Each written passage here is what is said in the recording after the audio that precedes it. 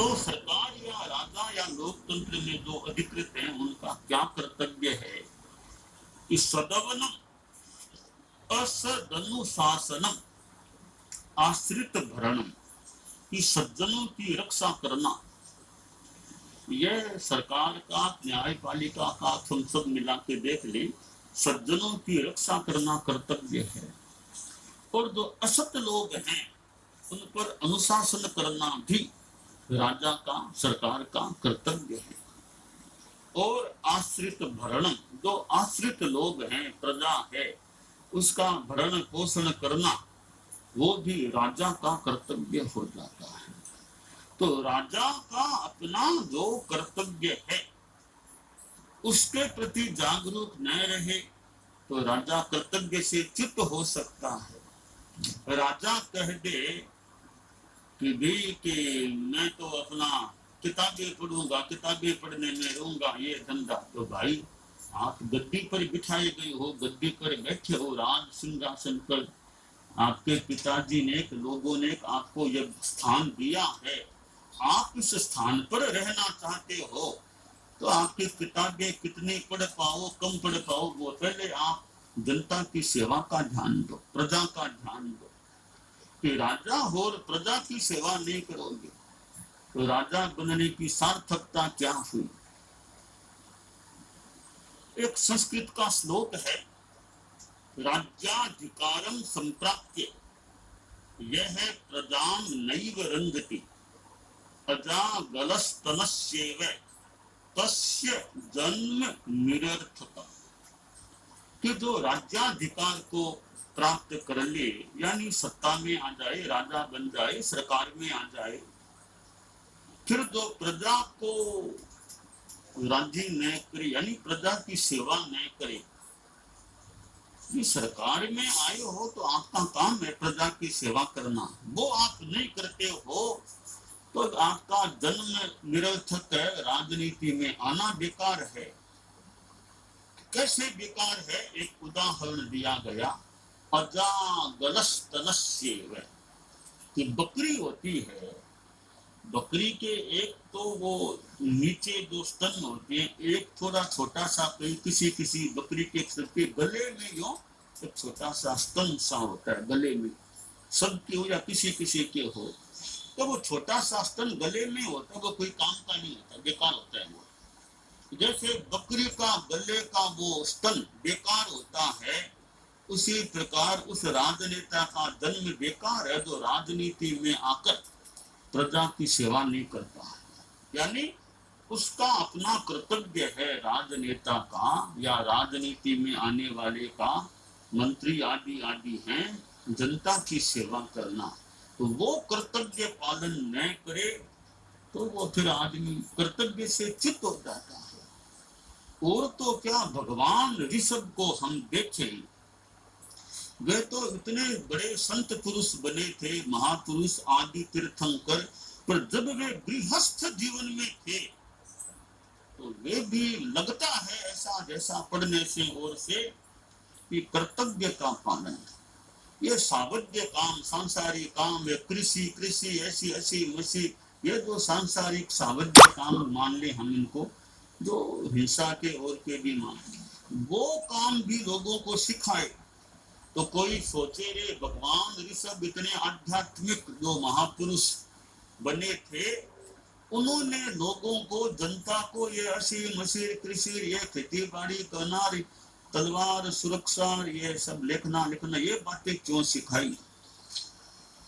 तो एक जगह बताया गया गई कि यह सावध्य काम तो मान ले, कई काम सावध्य हो सकते हैं, परंतु फिर भी उन्होंने किए। एक संस्कृत में श्लोक आया है, एकच्च सर्वं सावध्यमपि लोकानुकंपया स्वामी प्रवर्तयामास जानन कर्तव्यमात्मनः।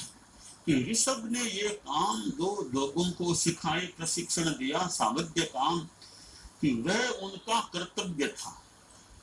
जब तक वे गृहस्थ जीवन में हैं तो उनसे उतना बड़ा ज्ञानी उस जमाने में और तो कौन होगा उस समय, उस क्षेत्र में। उन्होंने सोचा होगा, हम कल्पना करेंगे मेरे पास जो ज्ञान है और ये लोग अभी अज्ञानी हैं, इनको वो ज्ञान मैं दूं थोड़ा कि कैसे जीवन जीना है इनको। तो उनके पास ज्ञान था तो वो ज्ञान देना, जिसको जितना उचित है उतना देना, वो उनकी ओर से एक जनता की सेवा थी। जनता की सेवा वो सांसारिक लौकिक सेवा भी हो सकती है, पर लोकानुकंपया, लोकानुकंपया। हमारे संत बैठे हैं, थोड़े संस्कृत के भी कहीं कोई जानकार, ये लोकानुकंपा शब्द है, इसके दो अर्थ में निकालने की चेष्टा करें। लोकानुकंपा, एक तो लोगों के प्रति अनुकंपा, एक तो लोगों जनता पर अनुकंपा, एक दूसरा अर्थ लोकानुकंपा लौकिक अनुकंपा। लौकिक अनुकंपा अर्थ भी किसी तरह निकले तो लोकानुकंपा, लोगों की लौकिक अनुकंपा करके उन्होंने वो प्रवर्तन किया, प्रशिक्षण दिया। तो लोकानुकंपा शब्द बाकी तो क्योंकि आखिर पढ़ने वाला, थोड़ा संस्कृत को जानने वाला कि सूत्र होता है, सूत्र का अर्थ करने वाले अपने ढंग से टीकाकार, व्याख्याकार, जुड़ने का अर्थ भी करते हैं।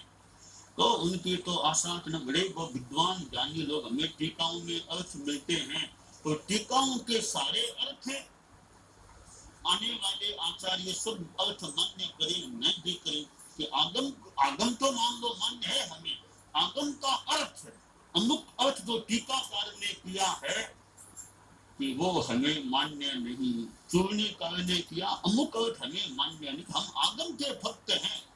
तो चूर्णी टीका हमारे लिए वर्तमान में जो है, चूर्णी टीका हमारे 13 श्वेतांबर आमनाय में ऐसे वो प्रमाण के रूप में नहीं है। तो सारी बातें टीकाओं की, चूर्णियों की, दयाचार्य के हम साहित्य को देखें, भगवती जोड़ को देखें, तो कहीं कहीं भी ये बात टीकाकार की नहीं है।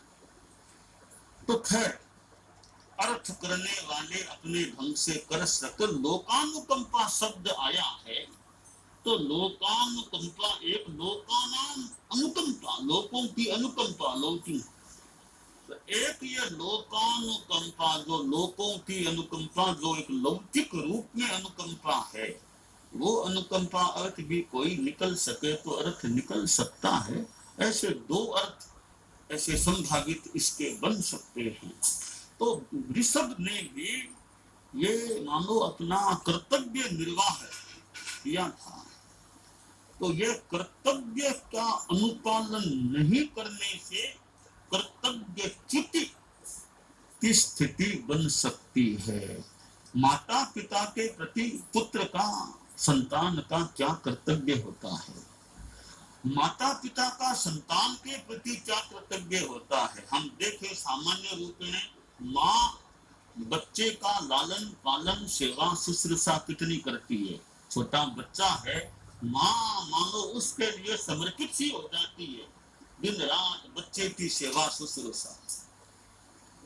बचपन में बच्चा माँ से सेवा लेता है, एक समय आ सकता है कि माँ सेवा लेने वाली, बच्चा सेवा देने वाला बन जाता है। कि बचपन में जो सेवा ली, मानो वो वापिस चुका रहा है, अब बच्चा बड़ा हो गया, जवान हो गया, कमाई करने वाला, अच्छा सक्षम है, इधर माँ धीरे धीरे वृद्धत्व को प्राप्त हो गई, तो फिर वो जवान या प्रौढ़ बेटा मान लो माँ की सेवा करता है। तो अब नारियल है मालिके, प्रथम वयसि पीतम तोयमल्पम स्मरन्त है, शिरसि निहित भारा नालिकेरा नराणाम, उदक ममृत तुल्य